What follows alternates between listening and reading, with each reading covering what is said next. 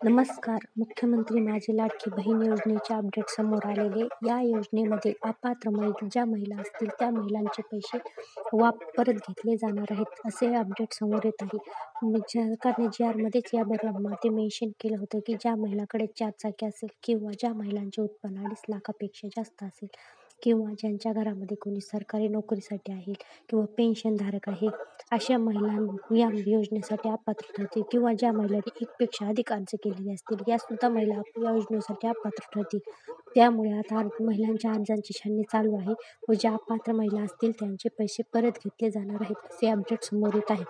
तर नंतरच आपल्याला कळेल याबद्दल नक्की काय खरे आहे काय खरे नाही. व्हिडिओ आवडला असेल तर लाईक, शेअर आणि सबस्क्राईब करायला विसरू नका. नवीन अपडेटसाठी सबस्क्राईब करा व्हिडिओला.